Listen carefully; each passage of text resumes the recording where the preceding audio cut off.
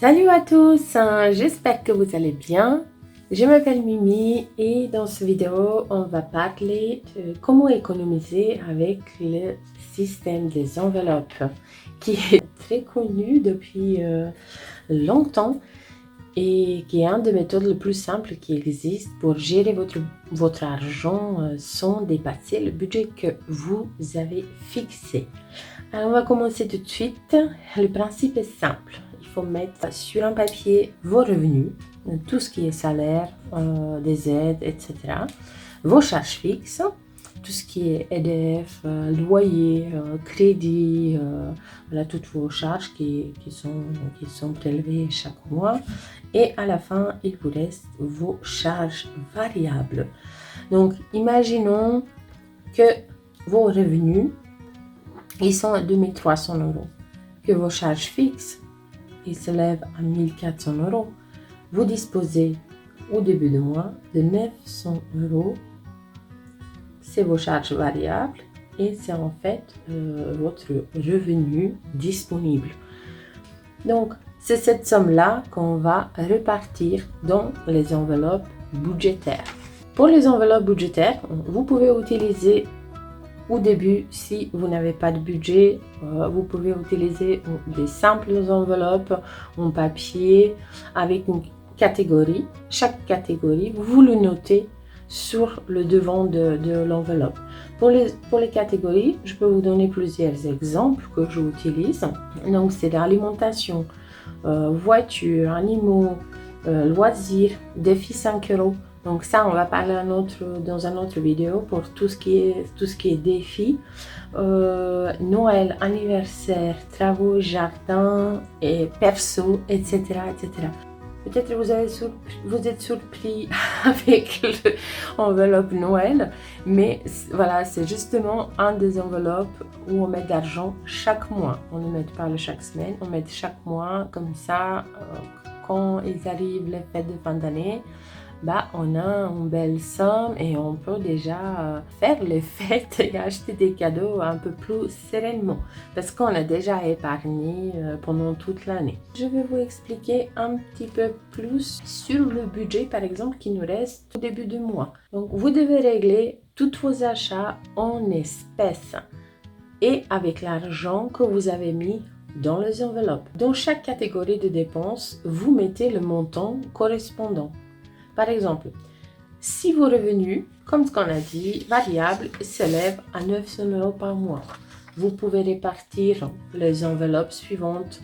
Par exemple, 500 pour l'alimentation, 120 essence, 30 restaurants, 50 € les travaux, etc.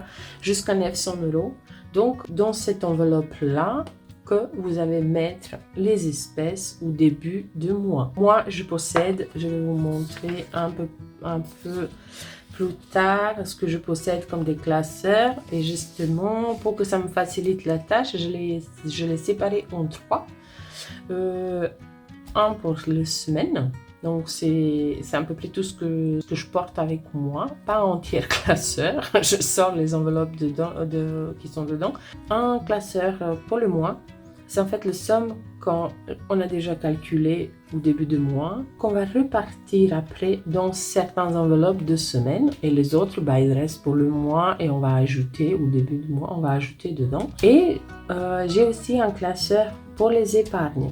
Ça me permet de voir dans quelle catégorie j'ai épargné de plus et aussi ça permet de voir où on peut peut-être diminuer les dépenses pour le mois prochain ou pour un an d'après. Donc c'est à vous de voir. Ce système-là, ça vous permet de voir et quand vous gérez votre budget en espèces, ça va vous rapidement permettre de visualiser toutes vos dépenses. L'avantage aussi, c'est s'il vous reste de l'argent à la fin du mois dans vos enveloppes, vous pouvez le mettre de côté, payer vos dettes ou faire plaisir à vous ou votre famille. Mais n'oubliez pas, enveloppe vide, fin de dépenses pour ce mois ou pour la semaine. Donc, pour des personnes, par exemple, qui préfèrent les cartes de crédit, c'est possible aussi. Donc, c'est possible aussi d'avoir 2 ou 3 cartes de crédit. Donc ça peut vous permettre d'avoir une carte pour les charges fixes, un que vous avez utilisé pour les charges variables, par exemple tout ce qui est courses et tout, et pourquoi pas peut-être une carte pour vos épargnes. Donc ça, c'est aussi une des solutions pour des gens qui n'aiment pas avoir trop des espèces ou tout simplement qui n'aiment pas porter dans le sac. Voilà, c'est à vous de voir. Ou si vous voulez acheter par exemple les vêtements pour votre enfant, vous utilisez seulement l'enveloppe vêtements. Si une de vos enveloppes elle est vide, ça veut dire que vous ne pouvez plus faire de dépenses dans cette catégorie-là. Donc, c'est à peu près ce qui concerne les catégories. Pour trouver plus facilement les catégories, le plus simple sera de regarder votre relève de compte et voir vos dépenses régulières. Par exemple, si vous avez les travaux à la maison, donc vous pouvez faire une enveloppe travaux. Ou si vous avez un grand jardin, vous pouvez faire voilà, une enveloppe de jardin. Donc, tout ce qui il faut, c'est à vous de voir et c'est personnel. Donc voilà, vous réfléchissez bien et même si vous oubliez une enveloppe, vous pouvez toujours l'ajouter plus tard. En fait, c'est vous le chef. Plus facilement définir les montants pour vos enveloppes. Mieux c'est que vous regardez tout ce que vous avez dépensé sur les 3 derniers mois. Je sais que ça peut être vraiment pénible, mais ça peut vous donner à peu près une estimation où vous pouvez diminuer même ce montant-là, si jamais ça vous va.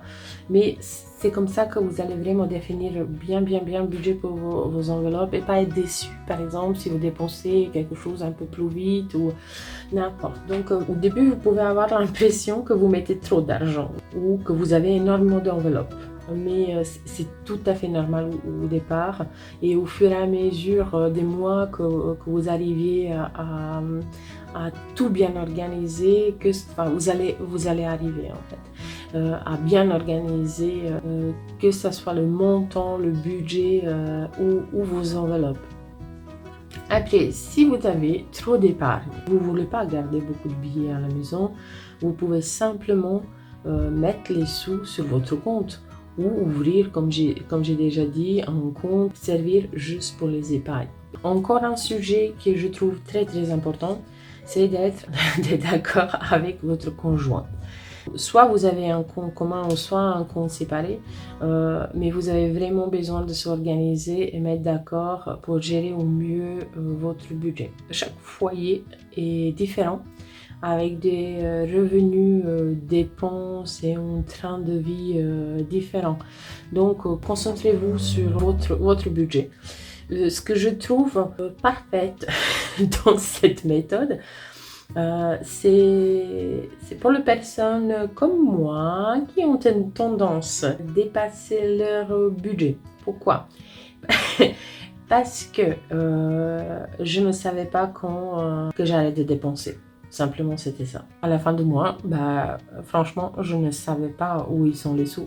Et pourtant, on n'est pas du tout des gens qui vivent dans le luxe ou vraiment, à la fin du mois, c'était toujours un peu difficile. Donc, au bout d'un moment, je commençais à me poser des questions. Ma chérie, il faut que tu gères un peu mieux ton budget.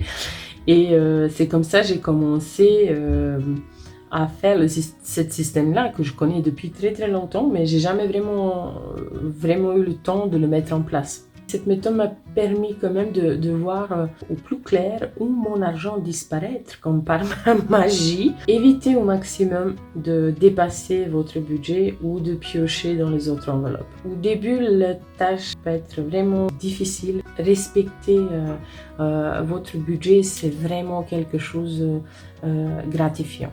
Donc, quand vous allez réussir premier mois ou deuxième ou troisième ou quatrième mois, franchement, la satisfaction de se bien organiser, de gérer le budget, simplement, par exemple, vous pouvez se permettre de payer partie de vos dettes. être plus sereine dans vos quotidiens, dans vos dépenses, dans votre famille aussi. Donc, pas aussi, j'ai une fille, donc elle s'intéresse aussi, elle voit qu'on a plein de choses à la maison différentes. Elle veut gérer des petites pièces, elle veut calculer sur le calculateur. Donc voilà, c'est important aussi de transmettre cette façon de se organiser à vos enfants, parce que demain ça peut être que bénéfique pour eux aussi. En fait, je veux juste finir avec ce que j'ai commencé à vous expliquer pour le calcul. Si jamais vous avez encore les questions, n'hésitez pas, vous mettez le commentaire, je vais essayer de répondre à tout le monde le plus rapidement possible. Et pourquoi pas, si jamais vous avez les idées pour les prochaines vidéos, bah, je suis preneuse. Donc voilà, n'hésitez pas. Là, je vais vous juste faire une petite présentation des objets que j'ai. Vous n'êtes pas obligé d'avoir tout ce que je vous montre en ce moment.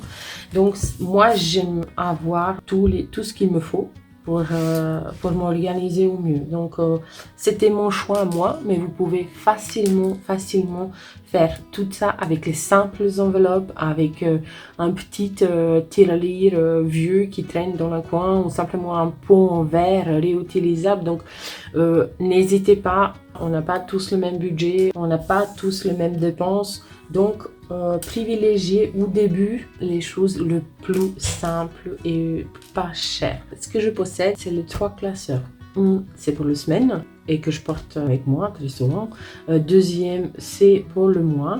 Donc c'est des billets pour le mois que je divise en 4 pour chaque semaine ou début de mois. Et le troisième, c'est pour les épargnes.